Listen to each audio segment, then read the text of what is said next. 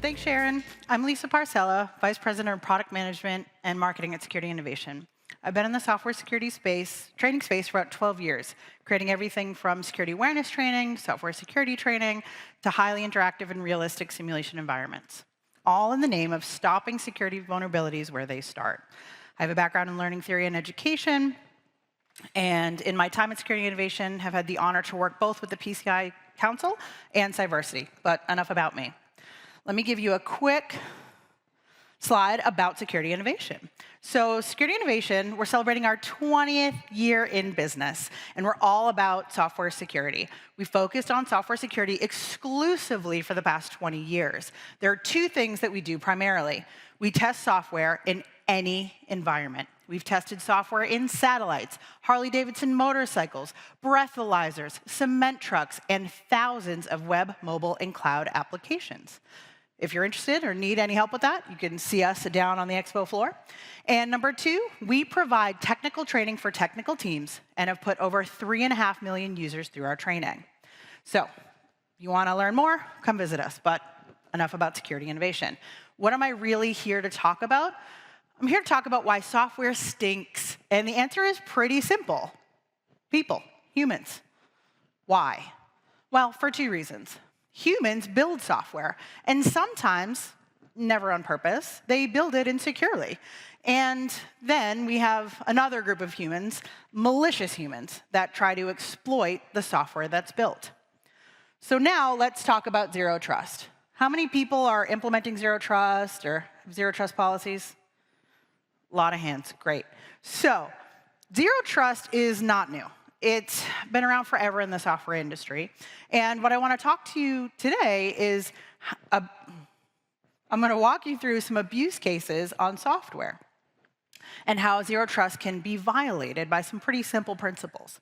So the first thing that I want to talk about is SQL injection. Anyone here use the OWASP top 10? Yeah, right? Been around for a really long time. So SQL injection has been on the OWASP top 10 for the past 15 years.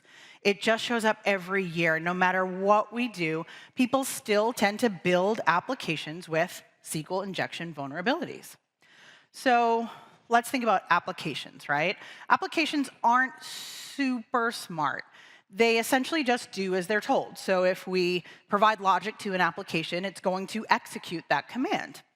And so a pretty simple case here, right? We have a login field, and it sends a message to the database. And what the database does is it checks to make sure that that input is allowable. So, select star from users where the username might be Ed, that's my boss and CEO, password Adams. But humans know logic. So what if a malicious human gives an application a string of logic?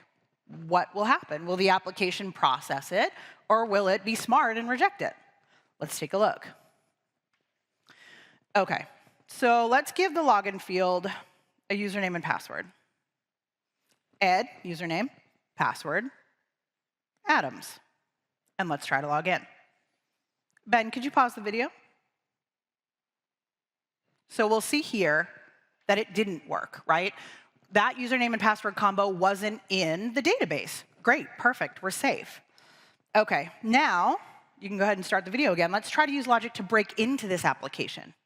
So I'm going to use single quote or 1 = 1, pound sign, right? So this is a statement that's always true. So we're going to feed it a statement that we expect it will have to process because it's logical.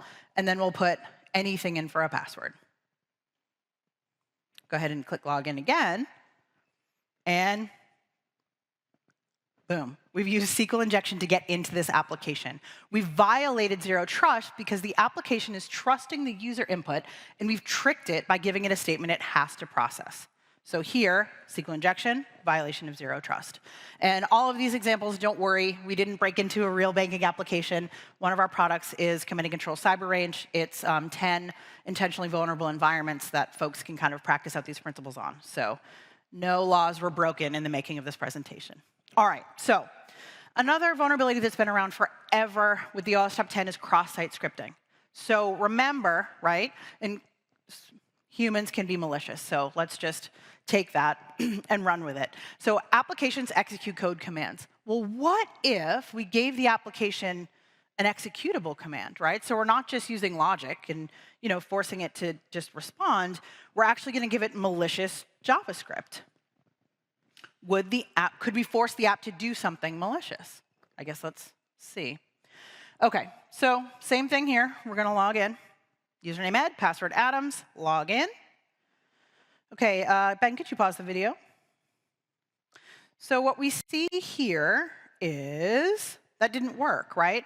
And yet, it throws back an error message. It says, sorry, incorrect username and password.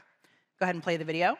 And then what we see, again, is that that actual message is also reflected in the URL bar. So that input hasn't been obfuscated. And maybe we can do something with that. So let's try something. Let's change that message to PCI 2022. OK, so we forced the application to do something it was never intended to do. Now, let's try simple JavaScript commands. Boom. So now we force the application to pop up an alert box that it was never intended to display in the first place. So again, a violation of zero trust. We fooled this application by trusting user input and allowing it to execute commands. All right. Now, this one doesn't have a fancy example video, but it's still a good concept to discuss. Escalation of privilege. So remember, we have humans. They're not nice. And so what is escalation of privilege? Simply, it's using something that's easy to get into to exploit and hop in and try to get into something that has more value to the user. And so when humans are building applications, they don't mean to build them insecurely, but sometimes that happens. And so let's look at an example. So let's say I want to get into this house. Gorgeous house, could be a lot of great stuff inside. I can't, right? That house is fortified. There's going to be locks. There's going to be alarm systems. There's going to be cameras. But I might be able to get into that shed. And so in the world of applications, what is that shed? That shed could be a marketing promotion that a third-party consulting service put together for you. Was it secured properly? When the promo was done, was it taken offline? Attackers use weak points like this, right? Point-in-time promotions, standalone landing pages that may not have the same security that you have on your network. And they use them to gain access to more valuable applications. And this happens in the real world, right? So if we remember from years ago, the Target breach. The way that attackers were able to gain access to the valuable information within Target was through the HVAC system. No one thought to check how the HVAC system connects into any of the other networks. Was it secure or insecure? And it was insecure, unfortunately. And that's the shed. The shed is the HVAC system. So again, what's in a house? TV, computers, electronics, money. And then what's in a shed? Ladders, bolt cutters, spare keys, drills, and saws. The shed has tools, or the attacker can find tools within that third-party promo that they can use to gain access into the place they want to get into. And what's an easy thing you can do to prevent against this? Network segmentation. Put your marketing promo on a completely separate network. Keep it away from the things that you care about. OK, so start here, get here, boom. All right. I'm probably not going to go through all three of these. We don't have time. We're about at halfway. I am going to go through parameter tampering, so let's start there. All right, so parameter tampering is like cross-site scripting, but it's less sophisticated. So in this application, I'm a user. I've gained access. So it says, welcome the shadow, right? So that's my username. Whether I got in there nefariously or legally, it doesn't matter, right? I'm in this user's account, and I see my account number there. I also can see when I start this video, I also see when I go to view my transfers, I can see my account number in the URL bar. So go ahead and pause, if you don't mind, Ben. OK, so I see my account number in the URL bar. So the software team left the URL the account number in the URL bar in plain text, instead of using encryption or another method to secure the information. And this, again, also in the wild, you'll remember from years ago, is an attack that happened with Panera Bread. There was a My Panera Rewards user that was in their account, and they saw their account number in the URL bar and just said, what if I change this? What happens? And they were able to gain access to multiple accounts. And so this is sort of like cross-site scripting, where a piece of information that's valuable has been left exposed in the URL, and in this case, can be manipulated. OK, go ahead and hit play, Ben, please. Thank you. OK, so as we can see, we changed the account number, the last number there, from an 8 to a 7. And we were able to gain access to somebody else's account. You can see their recent transfers now for the additional account. OK, we've talked about SQL injection, cross-site scripting, escalation of privilege, and parameter tampering. Let's look at one more. So just a heads up, for all the things that we've looked at, again, all of these are very prevalent year over year in the OWASP top 10. And so always a good idea to check your native code and see if any of these things exist in your native applications or third-party applications that you would use. And now in this environment, it isn't sort of, we're beyond a time where people are building native applications and only using their own source code, right? We're hooking in APIs and we're linking out to data stores, and there's all sorts of third-party content within our applications. And so those, you need to make sure they're as secure as everything that you're doing in-house. All right, last one. OK, so last thing I'm going to talk about is cloud misconfiguration. So one thing that we all know is that applications don't exist in isolation. Nowadays, we're moving a lot of our applications to the cloud.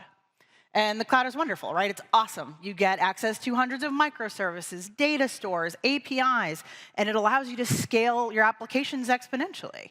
You deploy in the cloud, but you need to make sure that all these elements are properly secured to make sure that the entire ecosystem is secure. Taking an application and just putting it on the cloud does not make it secure. And the other thing that you probably know, but I'll remind you, it's not the cloud provider's responsibility to make it secure. It's yours. And so for us, in the testing work that we do every single day, day in and day out, we did 900 projects last year. The #1 security flaw in cloud today is cloud misconfigurations, even for the apps that are built in-house and deployed to the cloud.